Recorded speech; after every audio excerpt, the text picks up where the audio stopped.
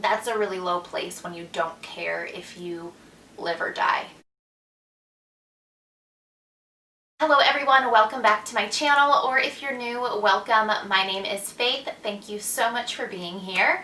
Today's video is a little bit different for my channel. It's definitely a lot more serious. I mean, you don't have to worry, you're not going to watch this video and end up in tears or anything, I don't think. I'm in a very good headspace now, but I really have been wanting to open up to you guys about postpartum depression, and actually more than that, my struggle with anxiety and depression well before I had my daughter.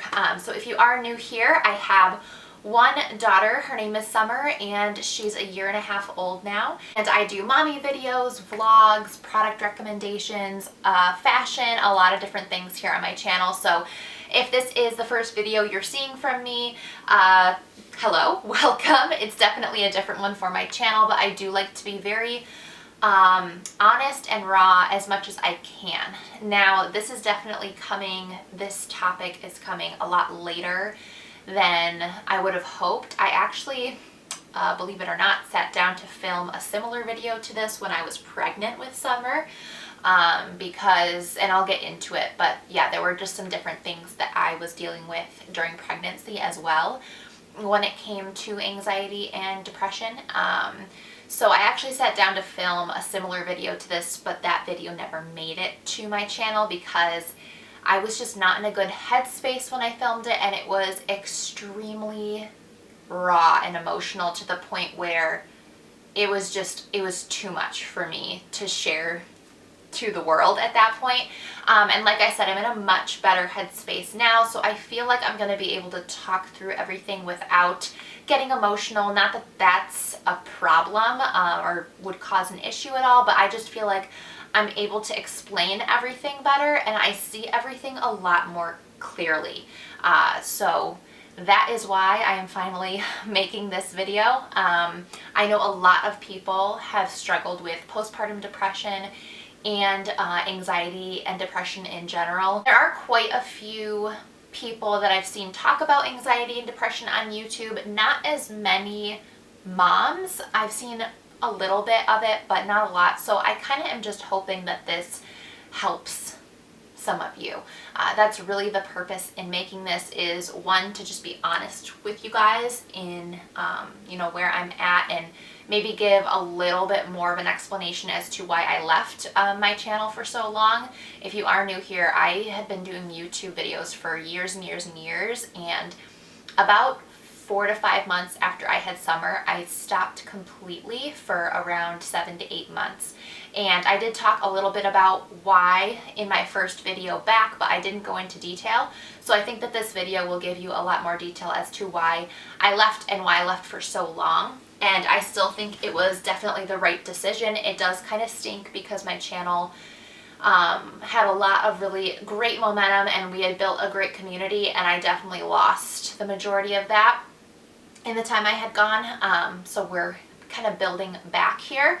But yeah, hopefully this video provides some context as to why I left, and also helps any of you who have struggled through this, maybe helps you not to feel so alone, makes you feel normal. But I don't want to make this intro super long, so I'm just going to get right into it. And I don't have any notes whatsoever on this. This is very off the cuff. I normally have notes for every video I do, every sit down video, so I'm sorry if this is rambly or doesn't make sense, but I'm going to try my best. So I think the way to go about this that would make the most sense would be to just start from the beginning, which is a long time ago actually, and this is a little bit uncomfortable for me because I'm sure there's people in my family, even not my immediate family, but people in my family who don't know this about me, or friends who don't know this about me. So it's a little odd that it's easier to talk to strangers like on the internet about this stuff. It's easier to do that than to talk to people you actually know. But yeah, so it's a little uncomfortable because they might find out this for the first time on a video, but it's okay, honestly, because I feel like it just is a part of who I am, and it's gonna hopefully help people. So I would say that my anxiety and depression story really starts in college. I went to a college a couple hours away from home, and it was such a great experience the first couple years. I actually met Nick, though, at my summer job in between. Nick is my husband, sorry if you're new here. Nick is my husband. I met Nick in between my freshman and sophomore year of college back home at our summer, well, it was my summer job, and he was going to school in our hometown area. So it was his part-time job while he went to school. And so I met him, and that was, again, in between my freshman and sophomore year. We weren't super serious yet, and we actually kind of like took a break, or like, I don't know, I wanted to go back to school and have fun. My freshman year was so much fun. So we did that, but then we reconnected over Thanksgiving break and Christmas break, and something just clicked, and we fell in love, like hardcore fell in love. We got engaged that next summer, so I was engaged in between my sophomore and junior year, so I would have been 19, I think. Yeah, 19 or 20. I honestly can't remember, but we're crazy in love. But I really wanted to finish out college at the college I was going to. I was involved in softball. I was on the softball team, and I had friends there, and I really wanted to get my degree at that college, so we had to do long distance. And that was so hard. That caused me a lot of just sadness being away from him. But everybody has sad moments in their life. I don't think every circumstance that causes you sadness automatically equates to you're depressed or you have depression. So I'm not at all trying to say that. Also, I should say, I just feel like you have to have a disclaimer in videos like these. Obviously, I am not a doctor. I'm not giving you recommendations. This is just my story, okay? So whatever I say in this video, this is just what happened to me. You're probably different. Everybody is different, and everyone has different opinions on this, so please just take this as my experience. So anyways, that caused sadness, but then what really started to happen that I would say triggered some serious depression was actually some bullying. Believe it or not, I had my fair share of, everyone has bullies in elementary school, or, the mean girls in high school.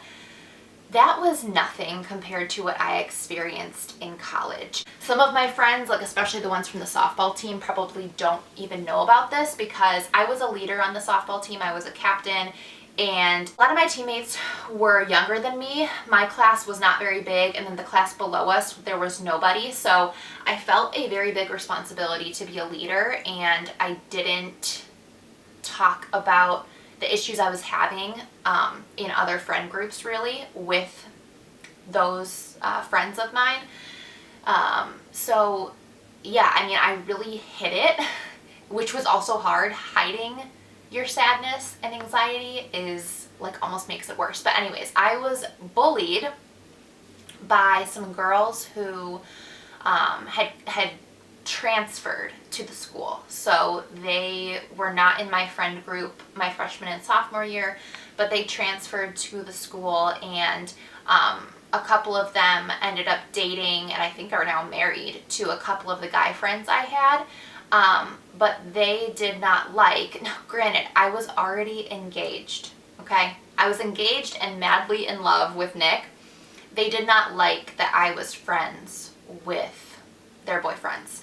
And they took it upon themselves to be extremely, extremely mean to me. And the only reason I'm kind of going into detail here is because I've never shared this before on my channel, and I think it is absolutely the catalyst of my depression and anxiety. It 100% is, so I can't not tell this story.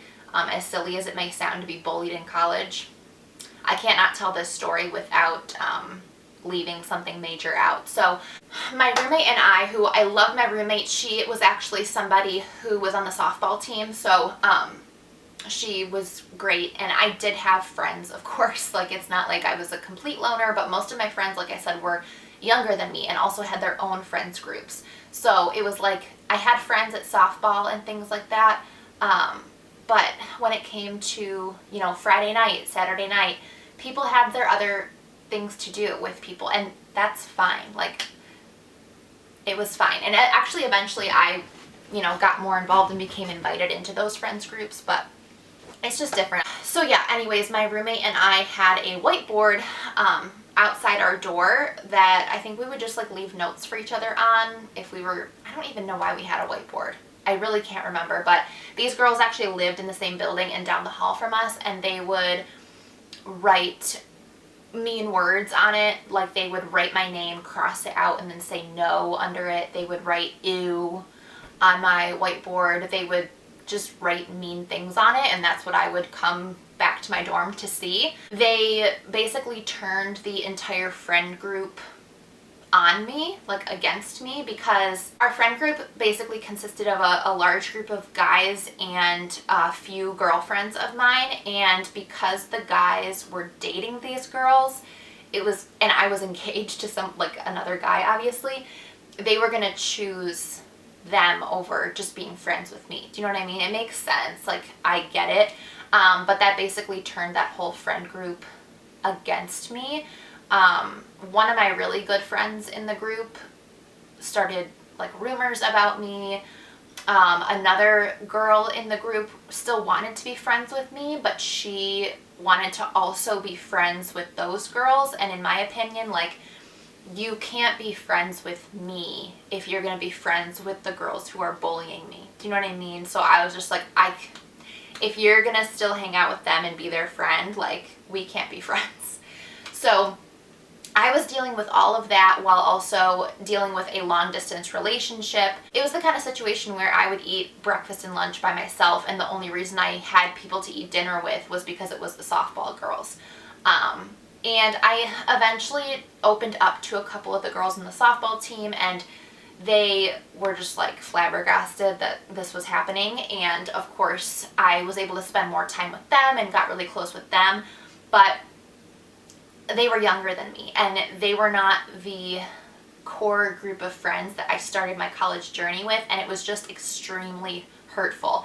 And it was a very, very small campus. You could walk from one end of the campus to the other in 10 minutes. So I would see these people every day. Every single day, wherever I was going, I would see these people, and it was just the most awkward, horrible feeling constantly. So I just had this constant anxiety. This was happening mostly in my senior year of college, and I just remember every single day, especially because they lived right down the hall, just having the most anxiety about doing anything, going anywhere. Like, I might see this person, you know, a lot of anxiety combined with the sadness of not being around Nick. So that was the catalyst. That was like the low point. Fast forward, you'd think, oh, well, you graduate and you come home and you get married. I guess I skipped that part. So we were, our wedding date was scheduled for the spring, like right after I graduated. So you'd think, okay, great, you'd graduate, you'd come home, get married, everything would be great, right? But then you throw in the fact that I just graduated college. I'm now moving in with my new husband, who I've never lived with before. I'm starting a brand new job. All of these new things combined with months and months of anxiety and depression on the back end just was way too much. It catapulted me into this just like overwhelmed, shut down version of myself. And it got really, really bad. And I don't know, I can't truly remember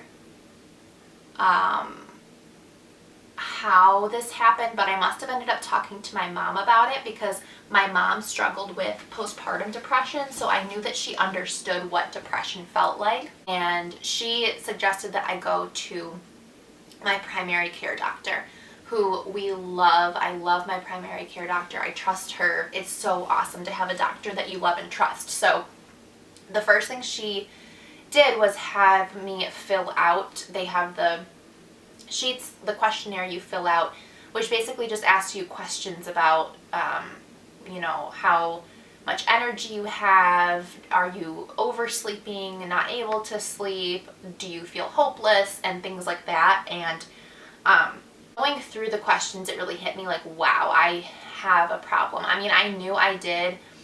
I would take my lunch break from work and go in my car and sleep. I would fall asleep at like 6:30 or 7 at night and then not wake up till the next day. I was just emotionally drained and just exhausted. One of the questions on the questionnaire asks you if you like have thought about harming yourself and things like that. I was never actively trying to harm myself. I would have more passive thoughts of like, I wish that someone would just hit me with their car and then I would just die. So that's not good. That's a really low place when you don't care if you live or die. So my doctor strongly recommended I go on an antidepressant. And it's an antidepressant that is for both depression and anxiety. So, and I was really unfamiliar with the actual like chemical side of things and like why people have anxiety and depression. So I really knew nothing, and she must have just known from talking with me and through this questionnaire that my issue was both anxiety and depression. So I got on that, and honestly, I also started a new job, which helped a lot because I did not like the job I was in, but things got better fairly quickly. I'd say within a couple months, I felt back to like 80% of myself. And so that was really, really good.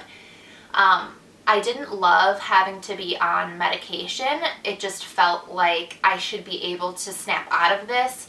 Nothing is wrong in my life. Why am I feeling this way? You start to feel very guilty. Like, I have a really nice apartment. I have a great husband. I have a great family. I have a great job. Why do I feel so sad? And just like lacking motivation, lacking energy. So that was really hard for me for years. I thought about, you know, wanting to wean off the medication, but the thought of feeling the way I had felt at my lowest, the thought of feeling that way again scared me so much that I just knew I needed to stay on the medication. So it was a very low dose, very, very low dose, but it helped. It helped me a lot. Now fast forward to me getting pregnant with Summer, so going back to 3 years now, because she's 1.5 years, so like 2.5 years. My doctor had told me that the medication I was on was safe for pregnancy, and I trusted her, but in the back of my mind, I just didn't like it. I didn't like being on a medication while pregnant. So especially during the second trimester, I did some research, and for whatever reason, some people say that the antidepressant that I was on was not good, especially in the third trimester of a pregnancy. It can cause the baby to be very shaky and aggravated when they're born, which at the time completely rocked me. I felt terrible and I wanted to get off the medication no matter what. So I talked to my doctor about how I could wean off of it, even though she continued to tell me that there was no concern on her part based on the dosage I was taking, but I was adamant. So she taught me or told me how to wean off the medication appropriately so that there wouldn't be any crazy side effects. And I did that, and I actually felt fine. I really, truly did. I think, you know, I had been on it for so long, I had been happy for so long, and also I was so much looking forward to having this baby that there was just a lot to be happy and excited about. I did have a few moments of sadness, or not even sadness, just kind of apathy. Like, I felt very apathetic. I remember right before my baby shower, a day or two before my baby shower, I just was not excited at all. And I blame that on not taking my medication. I just felt very like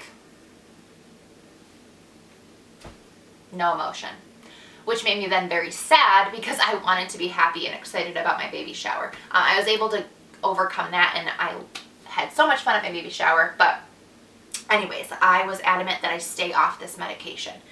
So I did that, and I was so proud of myself. I thought that this was just such a feat that I had overcome, and I was so thankful and just happy with myself. So for whatever reason, and I think this is very common, a lot of people, including myself, have a negative connotation with medication, especially when it comes to mental stuff like depression, anxiety, or anything mental related. So I was just so happy to be off the medication, honestly. Then fast forward to having summer. So if any of you are a mom, you know that the newborn phase is no joke, and honestly, just having a baby for the first time, becoming a mother for the first time, is no joke. So going into that without any assistance from my medication was probably not ideal, but I just figured I could get through it. And that's a part of my personality that I like. I'm very driven, and I do not like to give up, but it also can be a detriment because it stops me from getting help when I need it, or doing something that's healthy for me, because I just don't want to give up, if that makes sense. So I would say the postpartum depression, which, you know, I don't know, was it just my depression coming back because the happiness and excitement of having a baby wore off once I saw how difficult it was, or was it truly the baby blues turning into postpartum depression, which I was probably more susceptible to since I had been depressed before? I really honestly don't know, but I would say it came at like week 3 or 4. The first couple weeks were not too bad. Summer would sleep for a couple hours, and then I'd feed her, and then she'd go back to sleep for a couple hours, feed her, you know, that was fine. What started to really be a problem was she would just not sleep anymore. So I'd feed her, but she wouldn't fall asleep, or I'd try to rock her, she wouldn't fall asleep. She was crying constantly. And if you guys have been around my channel for a while, you know that she ended up having a milk and soy protein intolerance issue. So plain and simple, she was not a happy baby. Not at all. Not in the least bit. She was a miserable, poor, miserable baby.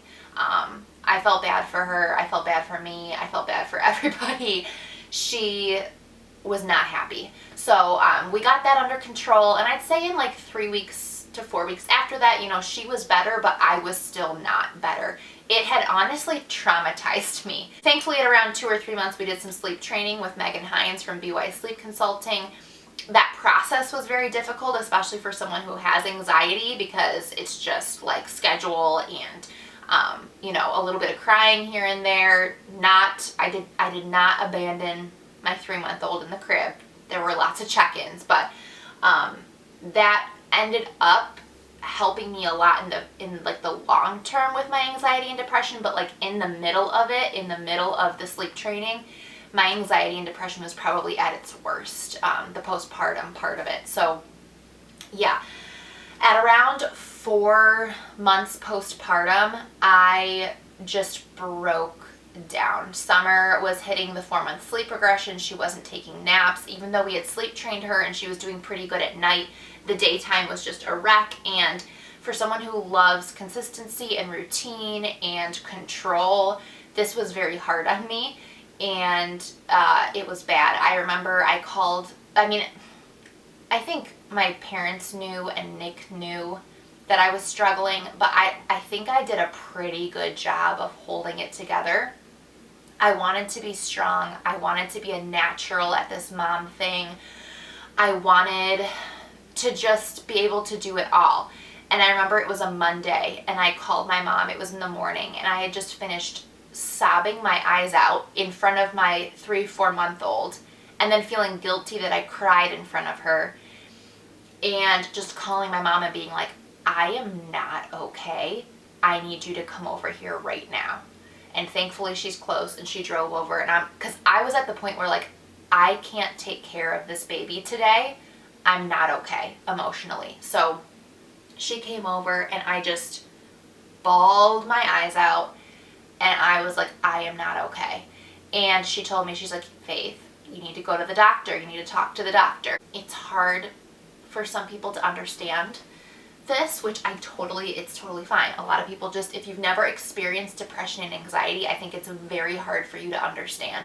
Literally that afternoon, my doctor got in to see me, or I got into the doctor to see her, and she did not push me to go back on my medication, but she said, Faith, if it was up to me, I would put you back on the medication, but you need to decide for yourself. So I gave it a day. I texted her and was like, yeah, I need to go back on the medication. And she put me back on the same dose I had been taking. I remembered this once I started taking it again. There's like a week period where you don't feel very good starting it. You feel very dizzy, off balance, nauseous. It's not great. But after that first week, I seriously felt so much better. And I've been feeling better and better and better ever since. So that is my story. And again, the reason I feel comfortable sharing it now is because I feel like I am finally at a place where I accept the fact that I need medication. I think that's what had held me back from telling people and from talking about it here, because I just didn't like it. I didn't like that I was on medication. I thought it's weird that something's wrong with me. There shouldn't be anything wrong with me. My life is great. Why do I feel this way? I felt guilty for having to take it. I felt silly for having to take it. And I think without weaning off of it and then going back on, realizing how helpful it was again, I think without that, I wouldn't have been able to come to this conclusion. So in a way, I'm thankful that that happened. But I think that I made it a lot harder on myself by doing it that way, because I think that my beginning of postpartum would have been a lot easier. I wouldn't have been as stressed. So that's my story. I finally feel just like okay and confident with the fact that, like, yeah, I need a little help. There's clearly some sort of chemical imbalance in my brain that doesn't put out enough serotonin, doesn't put out enough happiness. So, you know, it's okay. It's okay to need help in that way. And I honestly, more recently in the last few weeks, have been thinking about making this video and really thinking through when this all started. Yes, definitely the catalyst was college, but I can even think back to times in like middle school and high school where I would have a lot of anxiety. And I wouldn't talk about it because I didn't want to complain and I didn't want to come off like something's wrong with me. I kind of just wanted to suck it up. Like whatever was bothering me, I felt I needed to just suck it up and move on and get over myself. I don't know. That's kind of just how I am. It's also kind of how my mom is and how we were raised in a way, which I admire and I like. I like being tough and I like, you know, not being a complainer and things like that. But I think on the other hand, it can kind of make you bury things that you really shouldn't, because you think that you should just be over it or be able to overcome it. And sometimes you just need help. So yeah, I think this is probably always something that's been up there, but certain life circumstances have catapulted it. So yeah, that is my depression, anxiety, postpartum depression story. I hope that this story time was helpful to any of you who maybe have been feeling these things. Maybe it just makes you feel a little bit more normal and like you're not alone, or makes you feel less afraid to talk to your doctor or get help or talk to your mom or spouse or friend about this, because there are ways to help yourself. And I think it's very admirable to go the non-medicine route. And if you can find other ways to make your anxiety go away or your depression go away, then more power to you. I mean, I tried it all. I tried exercise, eating healthy, water drinking, meditation, prayer. I tried it all and it wasn't helping. So I needed this, and you know, I'm not saying you need it, but I'm saying that there is help out there. This is not a video about medication though. I feel like I'm turning this video into like, look into medication. That's not what this is about, honestly. It's just about my story and what helped me. I know that I'm a better mom and a better wife and a better all-around person when I am on this medication, and I think at the end of the day that is more important. I hope that this video was helpful. I hope that you found it raw, honest. I mean, everything I said here today came from the heart, so I hope that if you are new here, you consider subscribing for more happy videos. But yeah, guys, that is it. I love you all so much, and I will see you in the next video. Bye.